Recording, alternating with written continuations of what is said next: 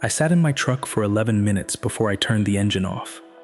It was a Tuesday, a little past 7, and I was parked across the street from an apartment complex called Birchwood Commons, 3 miles from the clay studio my wife had supposedly been driving to every week for the last 6 months.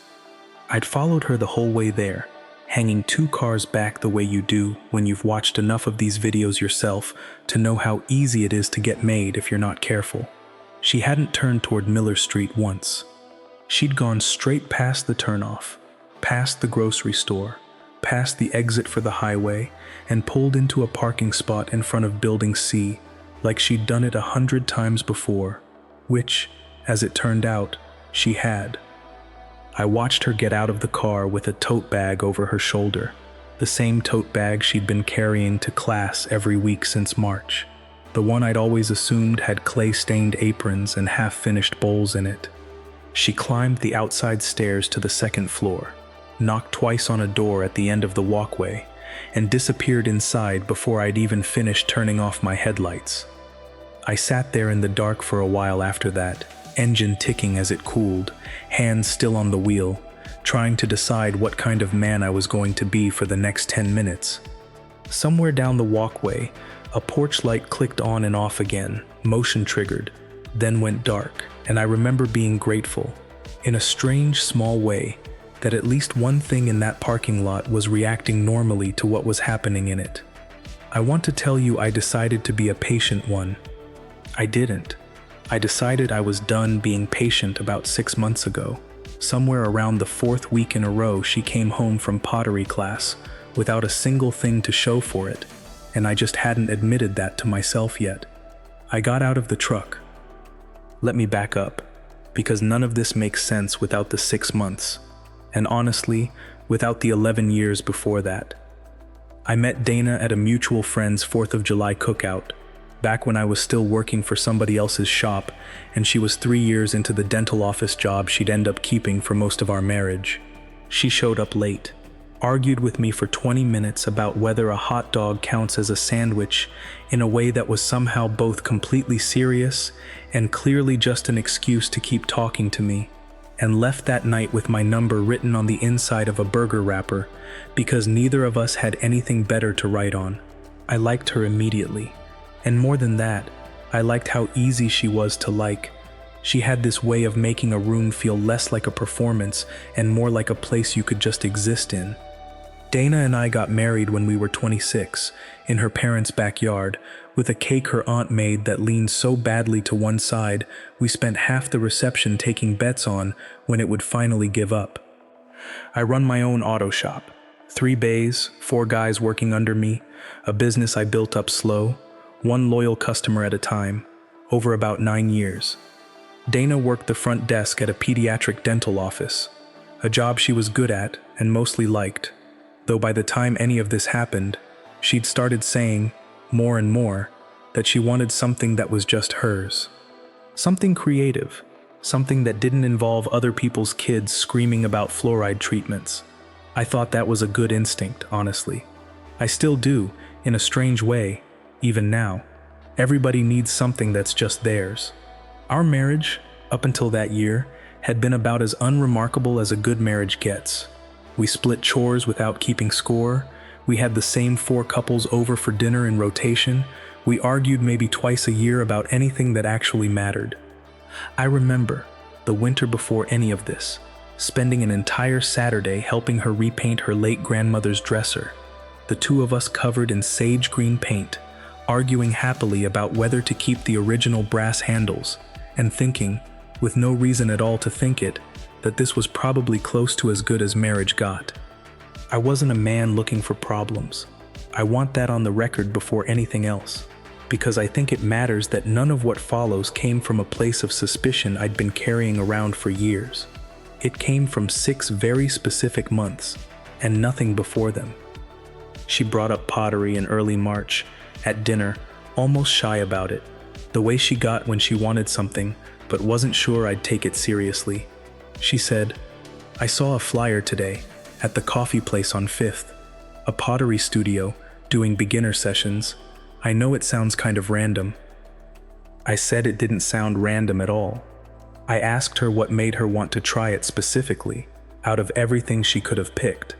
She said, "I don't know. Honestly, I think I just want to make something. Everything I do all day is fixing appointments and calming down 6-year-olds about needles.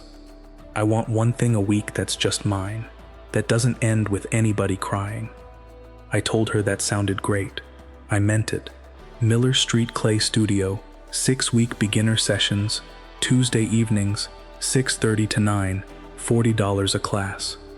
I remember even offering to cover the fee out of the truck repair money I'd been saving for a new lift, because it felt like a good use of it, and because I liked the idea of her coming home smelling like clay dust instead of hand sanitizer for once. She hugged me across the table in a way that knocked her water glass over, and we spent the rest of dinner mopping it up and laughing about it. And I remember thinking, that night, that this was exactly the kind of small good thing a marriage is supposed to make room for. She started the following Tuesday. I remember that first night specifically, because I made a point of asking her about it when she got home, genuinely curious. What did they have you make? Is the wheel hard to use? Did you get clay everywhere? She laughed and said it was mostly centering the clay that week, that apparently you can spend an entire class just trying to get a lump of it to sit right on the wheel without wobbling itself apart, that she hadn't actually thrown anything yet. That made sense to me. I don't know the first thing about pottery. I figured that's just how it goes. The second week, same story. More centering, more frustration. A story about a woman in her class who'd made something that looked like a hat instead of a bowl. The third week, she said they'd finally moved on to actual shapes, and she'd made something she described as structurally optimistic, which made me laugh, and which I didn't think twice about when she came home without it, because she said the pieces had to dry on a shelf at the studio before they could even go in the kiln. By the fourth and fifth weeks, the updates had settled into a rhythm I found genuinely charming at the time. A running cast of characters from her class I never met but felt like I knew anyway. The retired guy who kept trying to throw pieces too big for the wheel and flooding his station with clay slip. The teenager whose mother had signed her up and who clearly resented every second of it. The instructor, a woman Dana described as endlessly patient, who apparently had a habit of saying, "Let the clay tell you what it wants to be," in a tone that made half the class want to laugh and the other half want to actually listen. I liked hearing about all of it. I liked that she had a whole little world now that existed for 2.5 hours every Tuesday, completely separate from either of our jobs. I want to be honest that for the first 2 months, I didn't think about any of this at all. That's not a confession of negligence. That's just what a normal, functioning marriage looks like. You don't audit your spouse's hobby. You ask about it because you love them, you nod along, and you go back to your own life. It was somewhere around month 3 that I started noticing the shape of something being off, though I couldn't have told you what, exactly, if you'd asked me at the time. Here's the thing about 6 months of pottery classes. You'd expect, by the end of it, to own at least one lopsided mug, a wobbly bowl, a cracked little dish that lives in a junk drawer because nobody has the heart to throw it out, but nobody uses it either. That's just the natural output of the hobby. Even a bad student walks away from 6 months of a wheel throwing class with something to put on a shelf. Dana had nothing. I didn't notice it all at once. It built the way a lot of things build, in small dismissals I made in real time and only added up much later. Week 7, she said her first finished piece had cracked in the kiln, which happens, apparently, more than you'd think, especially for beginners. Week 9, she mentioned the instructor had suggested she try hand building instead of the wheel for a while, since her wrist had been bothering her, which explained, conveniently, why there'd been no wheel-thrown pieces to speak of either. Week 11, she said she'd given her second piece to another woman in the class as a joke, because it turned out looking exactly like a cereal bowl the woman kept complaining she needed. Week 13, she came home and said almost nothing about class at all, just that it had run long and she was tired, and I remember being a little disappointed that the running cast of characters had gone quiet, though I didn't push for more. Week 15, She said the studio's kiln had been down for almost a month, some part on back order, so nothing recent had actually been fired yet. Somewhere in there, I noticed she'd stopped smelling like clay dust entirely. I remember that specifically because I'd actually come to like it, that faint mineral smell she used to bring home in her hair those first couple months. And one Tuesday in early summer I realized it had been weeks since I'd noticed it at all, and I told myself that was probably just because she'd gotten better at cleaning up before she left the studio. I believed every single one of those explanations individually. I want to be honest about that, because I think it says something true about how these things work. Nobody sits down and decides, on a Tuesday in July, that they're going to stop believing their spouse. It happens one explanation at a time, each one reasonable enough on its own, until one day, you realize you've been collecting reasonable explanations for almost half a year, and you still don't own so much as a coaster. There was a dinner in June, at our friends Carla and Mark's place, where the subject came up in a way I've turned over more than a few times since. Mark's sister, it turned out, had taken pottery classes years earlier at a different studio across town, and she spent a good 10 minutes asking Dana genuinely interested questions. What clay body they used, whether the studio ran electric or gas kilns, how they handled glazing for beginners, whether Miller Street did raku firings in the fall the way her old studio used to. Dana answered the first couple of questions fine, in the vague, general way anyone might if they'd actually sat through a beginner class. But by the third or fourth question, she'd started deflecting, laughing it off with something like, "Honestly, I just show up and do what they tell me. I couldn't tell you the technical side of it," which got a laugh from the table and moved the conversation along. I remember feeling a small flicker of something in that moment. Not suspicion exactly, more a kind of mild surprise that 6 months in, she still didn't know words like glaze fire or bisque, terms I'd have expected to accumulate naturally, the way any hobby's vocabulary does.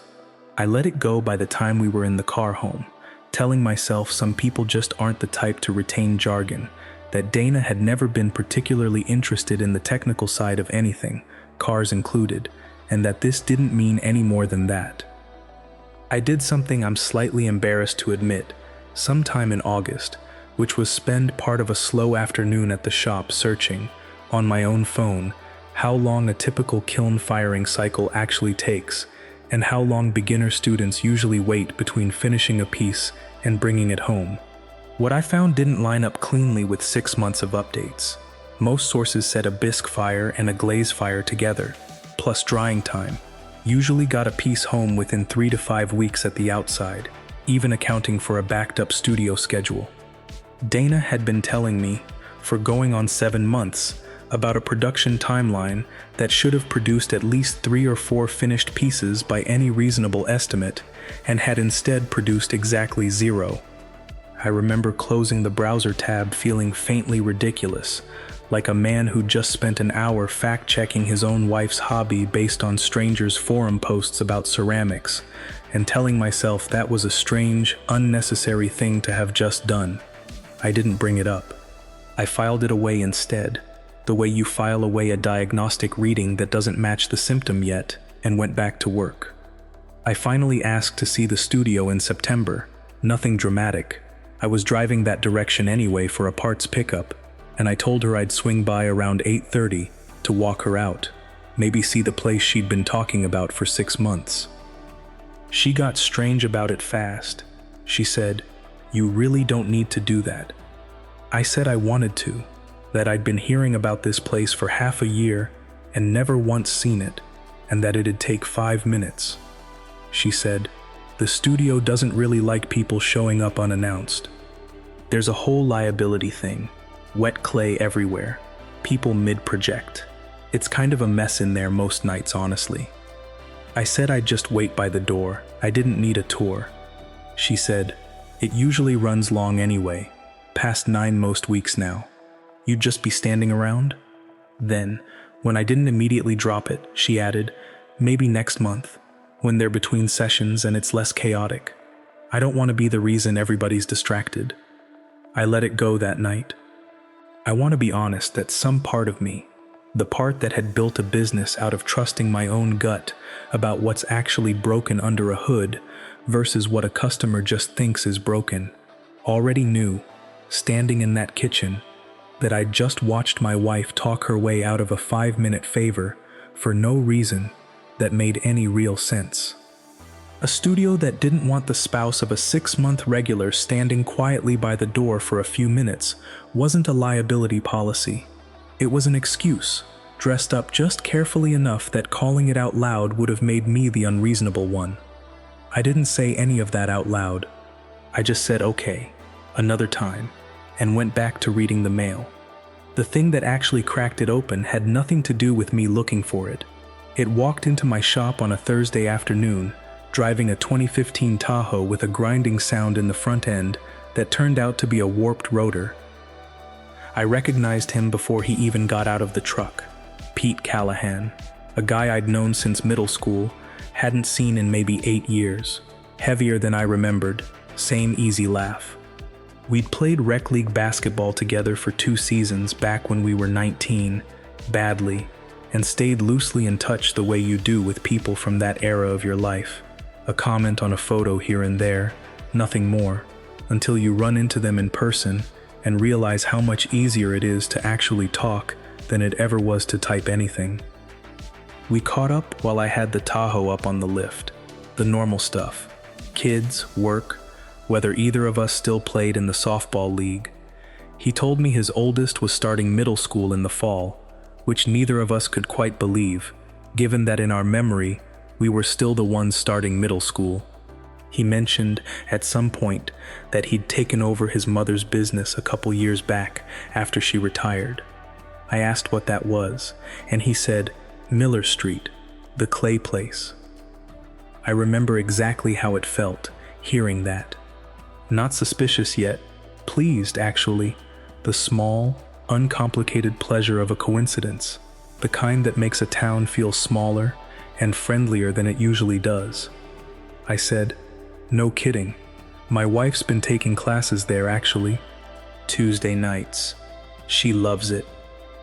Pete got a look on his face that I've replayed probably 200 times since, an expression that was trying to be polite and mostly failing.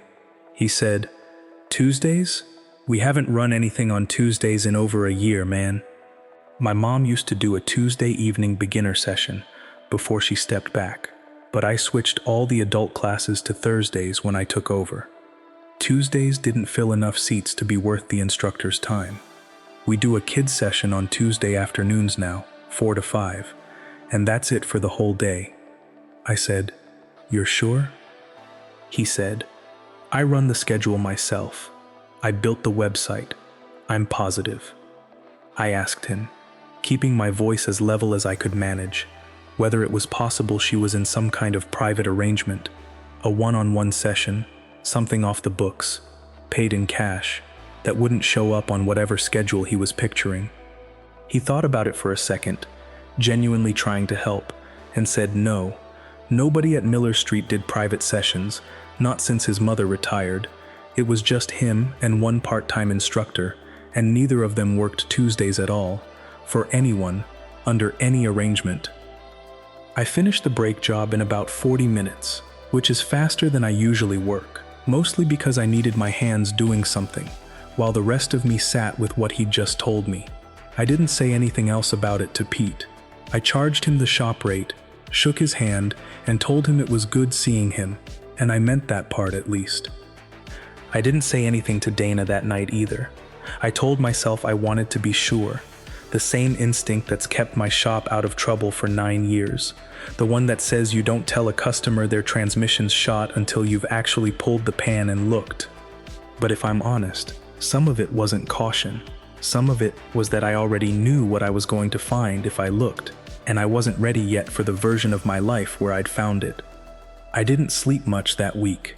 I'd lie there next to her at night running through 6 months of updates in my head, matching each one against what Pete had just told me, watching every excuse collapse in on itself one at a time. The kiln that had never really been down, because there'd never been a Tuesday class to have a kiln for in the first place, the woman who complained about needing a cereal bowl, the retired guy who kept flooding his station with slip, an entire cast of characters that may as well have been invented outright, for all I actually knew. There was a night, Thursday or Friday, I don't remember which, when I almost said something anyway, before I'd followed her, before I had anything beyond one conversation with an old friend at my shop. I got as far as saying her name out loud in the dark, and she murmured something back, half asleep, and I lost my nerve, or found my patience, depending on which version of myself you ask. I told myself I needed to see it with my own eyes before I said a word I couldn't take back. The same rule I've always used at the shop, that you don't tell a customer what's actually wrong until you've looked yourself, because a wrong diagnosis costs you your credibility the one time you need it most. I gave it exactly one more Tuesday. I told her that morning I had a late job at the shop, a transmission flush that'd probably keep me past 9. That wasn't true.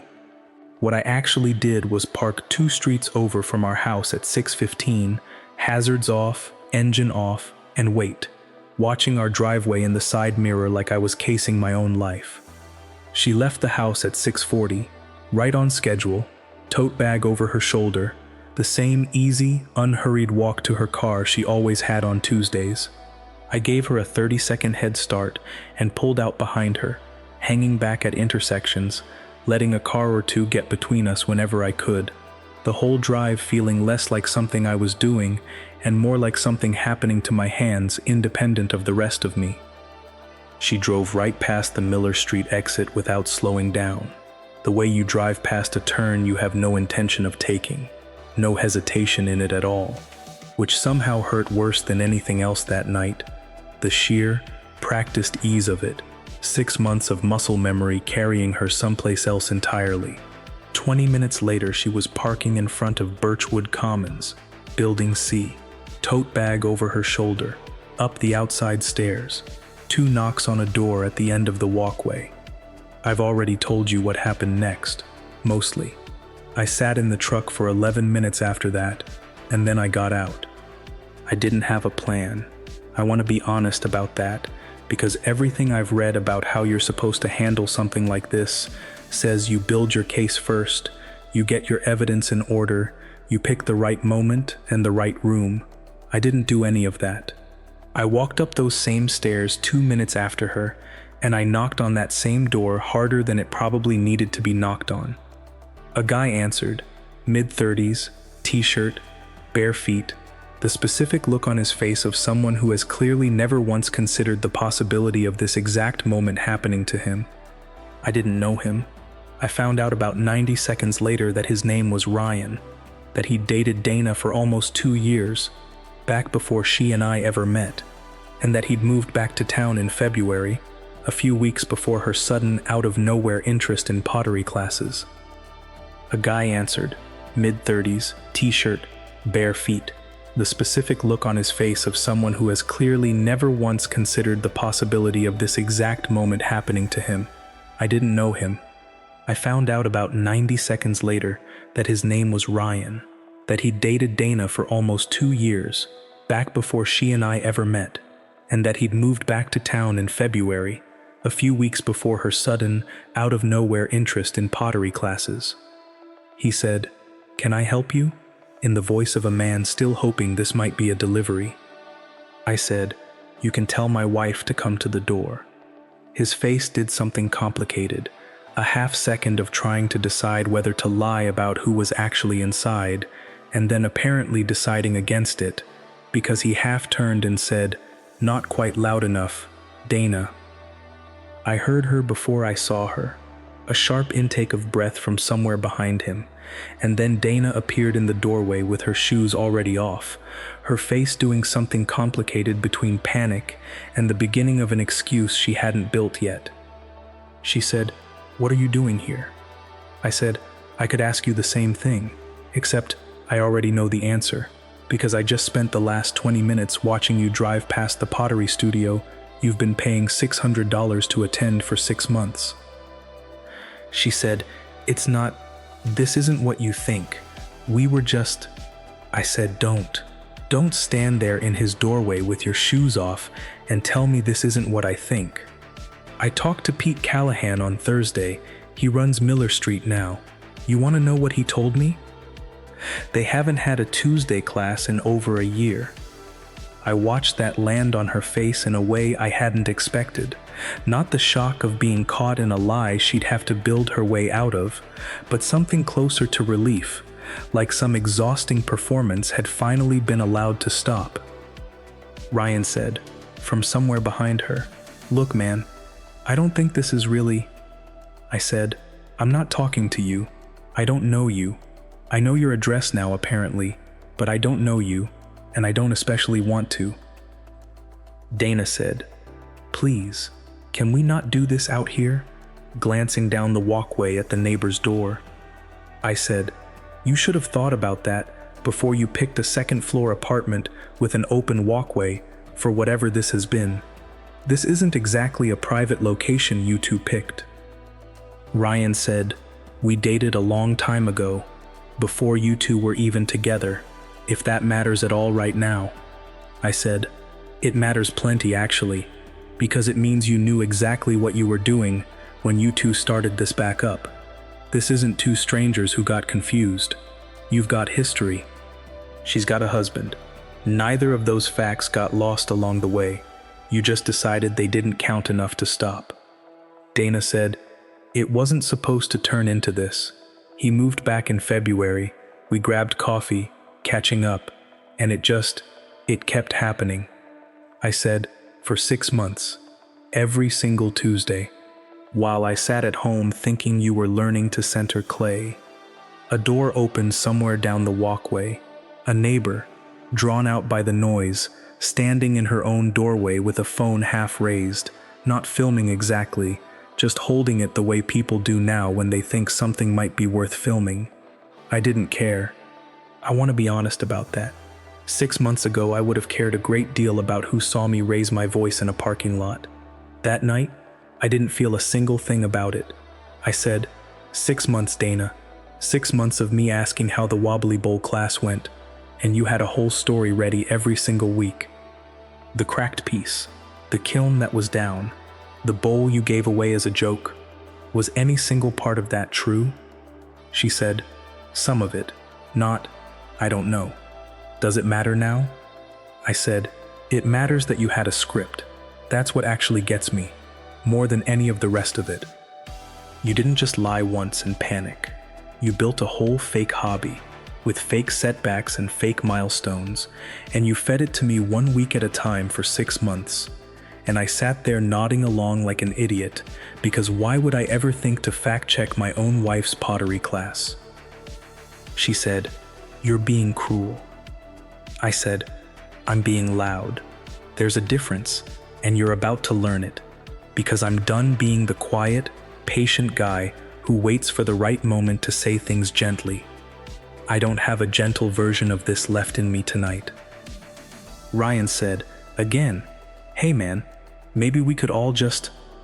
I turned to him and said, "You've got until I count to 3 to close this door, or the whole hallway's about to hear exactly how long you two have actually known each other, since apparently that's information Dana would rather I not have." He closed the door. I'll give him that much. Dana stood there for a second in the hallway in just her socks, arms wrapped around herself, and said, "Quieter now. This isn't how I wanted you to find out." I said, "I don't think there was a version of you telling me yourself. I think there was a version of me finding out, and a version of me not finding out, and you were perfectly comfortable letting it be the second one indefinitely." She didn't argue with that.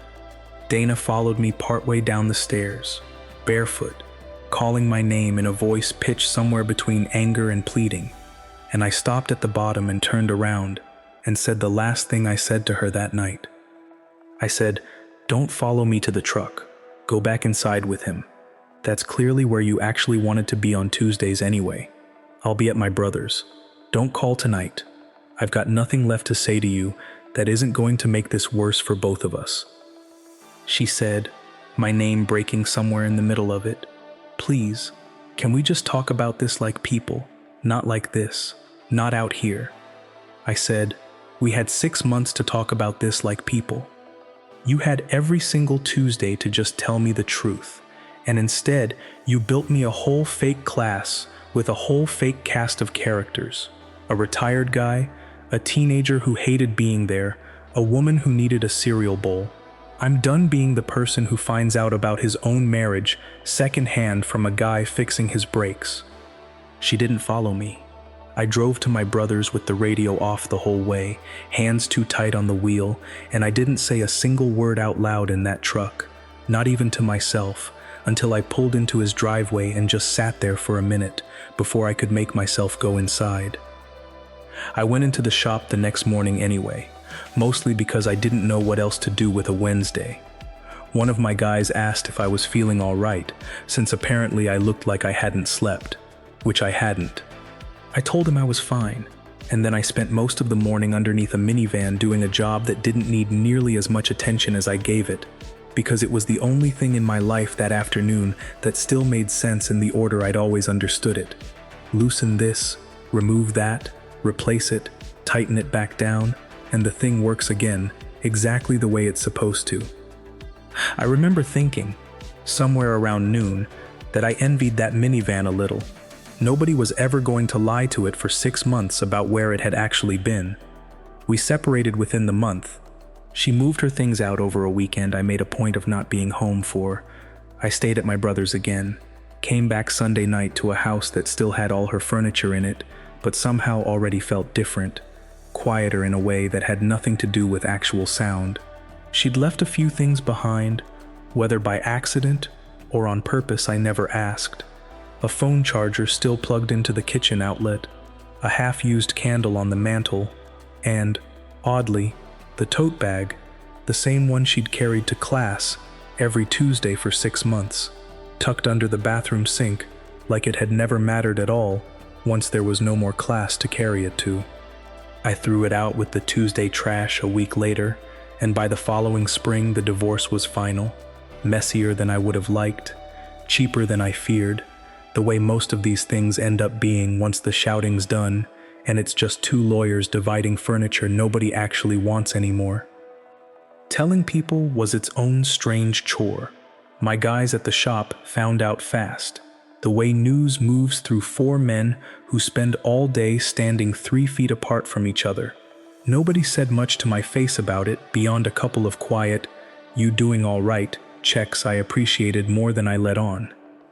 My brother, whose driveway I'd sat in that night without going inside for a solid minute, didn't ask a single question when I finally came in. He just handed me a beer and put a game on, and we didn't talk about any of it until almost 2 weeks later, on his own terms, which I've always been grateful for. Dana's side of things I mostly heard about secondhand.